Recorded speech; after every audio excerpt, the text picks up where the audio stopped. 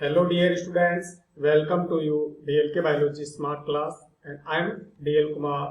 देखिए बेटा, हम बात कर रहे हैं यूनिट पुष्पीय पादपों की आकारिकी और इसमें हम स्टेम मॉर्फोलॉजी डिस्कस कर रहे हैं। तने की आकारिकी अपन बात कर रहे हैं और आज हम इस वीडियो में मॉडिफिकेशन ऑफ स्टेम डिस्कस करेंगे। इससे पहले हमने स्टेम के फॉर्म देखे थे, स्टेम के विभिन्न रूप देखे थे और अब हम बात करेंगे स्टेम मॉडिफिकेशन। और इस वीडियो में हम स्टेम मॉडिफिकेशन में इसको तीन तरीके से स्टेम के मॉडिफिकेशन को क्लासिफाइड किया गया है। Underground stem modification, subaerial stem modification and aerial stem modification. देखिए, जिस तरीके से हमने रूट के मॉडिफिकेशन डिस्कस किए हैं, ऐसे ही स्टेम भी अपने रंग, रूप, आकार, आमाप, संगठन में बदलाव करके कुछ विशेष कार्य हेतु रूपांतरित हो जाता है। इसी को हम स्टेम मॉडिफिकेशन कहते हैं। और देखिए, स्टेम के तीन रूप है। एक है अंडरग्राउंड स्टेम, एक है सब एरियल स्टेम और एक है एरियल स्टेम, या जिसे अपन भूमिगत तना, अर्धवायवीय तना और वायवीय तना कहते हैं। इन तीन के रूपांतरण हम यहाँ बात करेंगे और इस वीडियो में हम अंडरग्राउंड स्टेम, भूमिगत तने के रूपांतरण बात करेंगे। बाकी सब एरियल स्टेम मॉडिफिकेशन इसकी सेकंड वीडियो में, ये सेकंड वीडियो में और ये थर्ड वीडियो में अपन डिस्कस करेंगे। तो हम फर्स्ट वीडियो में अंडरग्राउंड स्टेम के मॉडिफिकेशन डिस्कस करेंगे। और देखिए, जब तना भूमि के अंदर हो और भूमि के अंदर उपस्थित तने में कुछ रूपांतरण हो, जिससे उसके आकार, आमाप, संगठन में बदलाव हो और वो किसी विशेष कार्य के लिए रूपांतरित हो जाए, तो उसे हम भूमिगत तने के रूपांतरण कहते हैं। तो देखिए बेटा, हम इसका फर्स्ट प्रकार बात करें, भूमिगत तने के रूपांतरण। देखिए, इसको अगर अपन परिभाषा देना चाहें तो जब भूमिगत तना किसी विशेष कार्य हेतु अपने रंग, रूप, संगठन में बदलाव या परिवर्तन कर ले, तो उसे हम क्या कहेंगे? भूमिगत तने के रूपांतरण कहेंगे। और इसके चार प्रकार है। कौन कौन से? कंद, नंबर बी प्रकंद, नंबर सी घनकंद और डी शल्ककंद। तो कंद, प्रकंद, घनकंद और शल्ककंद, जिसे हम देखिए कंद, जिसे ट्यूबर अपन कहते हैं, ये है कंद। प्रकंद, ये है राइजोम, कॉर्म, ये है घनकंद और बल्ब, ये है शल्ककंद। ये चार प्रकार अपन यहाँ बात करेंगे भूमिगत तने के। तो इसमें अपन सबसे पहले बात करते हैं नंबर एक या ए, जिसे हम कह रहे हैं ट्यूबर। या कंद। देखिए बेटा, मैं शॉर्ट रूप में बात कर रहा हूं। जब भूमिगत तना खाद्य पदार्थों का संग्रह करके कैसा हो जाए, संग्रहण करे और गोल या अंडाकार रचना में बदल जाए, गोलाकार या अंडाकार हो जाए। एग्जाम्पल इसके आलू। तो जब भूमिगत तना खाद्य पदार्थों का संग्रह करके गोल या अंडाकार आकृति में या आकार का हो जाए। एग्जाम्पल इसका आलू। आलू में भूमिगत तना खाद्य पदार्थों का संग्रह करके गोल अंडाकार हो जाता है। इसकी दो और विशेषताएं अपन बात करें तो आलू में आंख के रूप में कक्षस्थ, आंख के रूप में कक्षस्थ कलिकाएं उपस्थित होती है।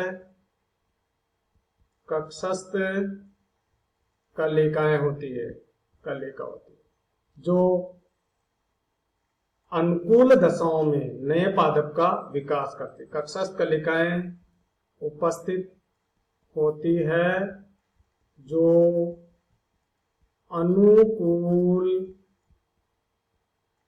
दशाओं में नए पादप का विकास करती है। ठीक है, नेक्स्ट अपन बात करें, इन पे शल्क पत्र पाए जाते हैं। शल्क पत्र या भूरे रंग के पत्र से ढका रहता है, जिसे अपन छिलका कहते हैं। आलू के ऊपर जो छिलका पाया जाता है वो। अब देखिए, अपन डायग्राम देखें। ये है, मान लीजिए, आलू, और इसमें इस तरीके से आंखें प्रेजेंट होती है, और ये आंखें ही कक्षस्थ कलिका का रूप है। इन पे इस तरीके से ये ब्राउन कलर का या भूरे रंग का छिलका उपस्थित होता है। अनुकूल दशाओं में आपने देखा होगा कि आंखें इस तरीके से अंकुरित होकर नए पौधे का रूप ले लेती है। यदि इसको यहाँ से अपन काट दें तो ये नया पौधा बन जाएगा। इसी प्रकार इनसे भी नया पौधा बन जाएगा। तो ये आलू जो है कंद है, जो तने का रूपांतरण है, और इसका प्रयोग हम सब्जी के रूप में करते हैं। ठीक है, नेक्स्ट प्रकार अपन बात करें नंबर बी, और वो है राइजोम। राइजोम, या इसे हम कहते हैं प्रकंद। अब देखिए इसकी क्या क्या विशेषता है वो अपन बात करें तो जब भूमिगत तना वही खाद्य पदार्थों का संग्रह करेगा। भूमिगत तना खाद्य पदार्थों का संग्रहण करके अनियमित आकृति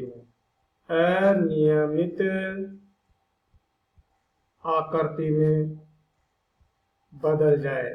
एग्जाम्पल इसका अदरक। एग्जाम्पल इसका अदरक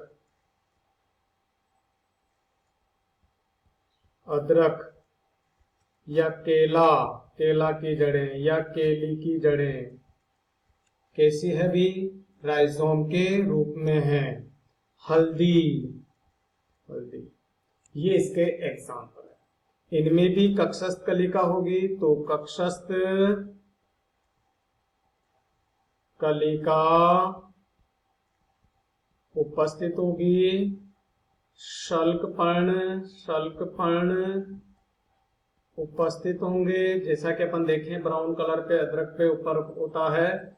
अगर इसकी अपन बात करें तो देखिए अदरक अनियमित आकृति की गांठे के रूप में होती है। तो जैसे मान लीजिए ये अदरक की या हल्दी की गांठ के रूप में अपन बात करें इस तरीके की है। ये क्या है, इस पे ये सल्क पर्ण है, अदरक या हल्दी की गांठें हैं और ये इस पे सल्क पर्ण उपस्थित है। यहाँ पर ये कक्षस्थ कलिकाएं होती है, यहाँ पर कक्षस्थ कलिकाएं होती है जो अनुकूल दशाओं में अंकुरित होकर नए पादप का विकास करती है। तो ये है अदरक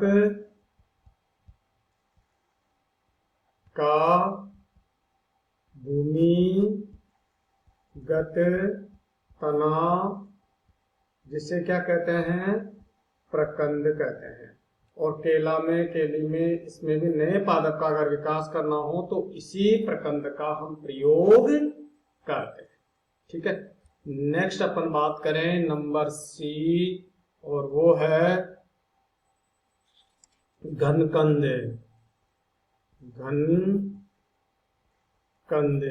या इसे अपन कहते हैं कॉर्न।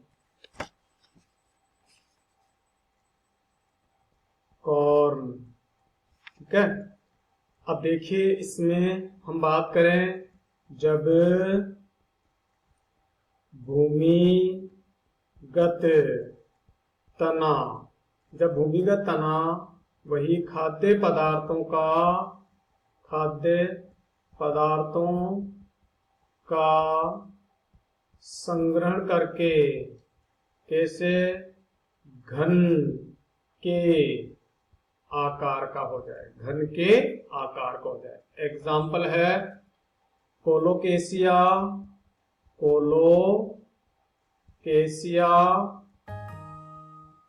या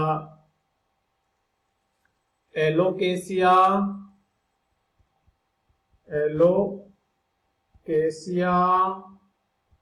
या अरबी। ठीक है, रतालू, कचालू, ये सभी इसी के एग्जाम्पल है।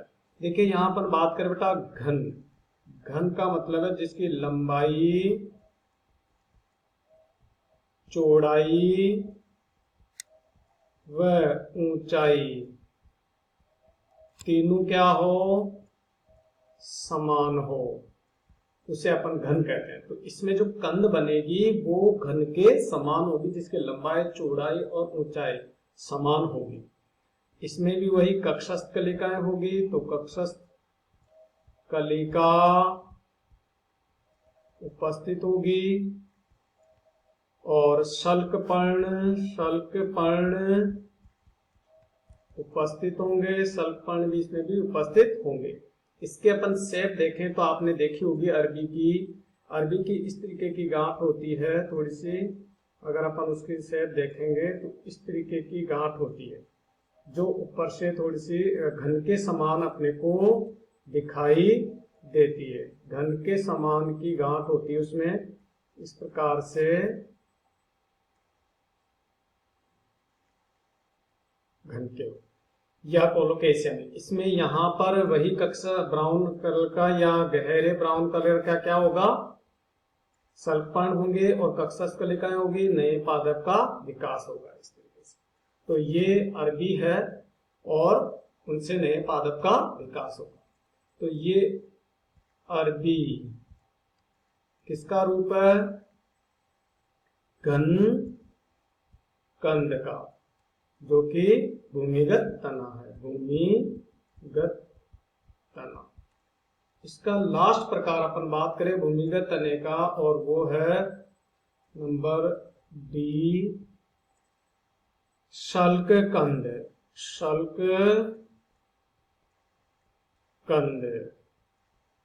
या इसे हम बल्ब भी कहते हैं, बल्ब। देखिए जब भूमिगत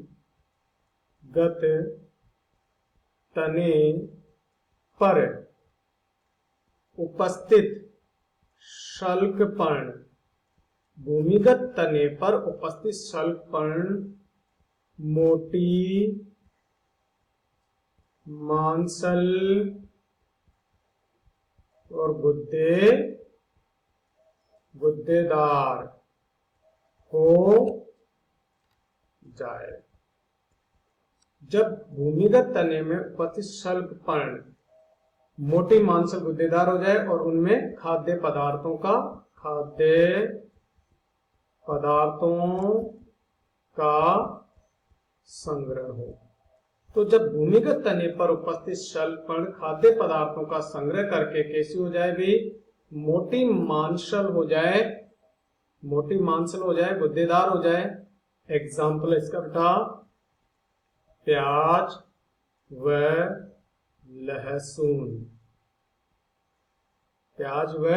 लहसुन में इस तरीके की स्थिति देखने को मिलती है। देखिए अपन देखें यहाँ पर, ये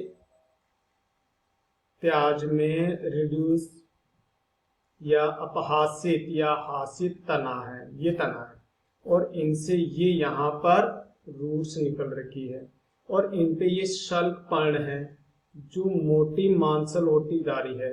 ये शल्क पर्ण है, ये शल्क पर्ण है, ये शल्क पर्ण है। इसी प्रकार से शल्क पर्ण क्या होती जा रही है, मोटी मांसल होती जा रही है और अंततः ये किसका रूप ले लिया, प्याज का रूप ले लेती। इस तरीके से जब इसको अपन भूमि में लगा देते तो यहाँ इसमें कक्षस्थ कलिकाएं होती है जिनसे नए पादप का विकास होता है। तो ये शल्क पर्ण है, शल्क पर्ण जो खाद्य पदार्थों का संग्रहण किया इसने और कैसी होगी, मोटी मांसल हो गई, गुद्देदार हो गई। ठीक है। और ये क्या है, अपहासित तना है और ये क्या है, रूट है, ये रूट है। तो इस प्रकार से, और इसमें भी लहसुन में भी इसी तरीके की होती है। लहसुन में ये कलिकाओं के रूप में बदल जाती है, कलियों के रूप में बदल जाती है। तो ये था बेटा अपना भूमिगत तने के रूपांतरण। Okay students, thank you. आपको मेरी ये वीडियो कैसी लग रही है मुझे कमेंट्स में जरूर बताएं।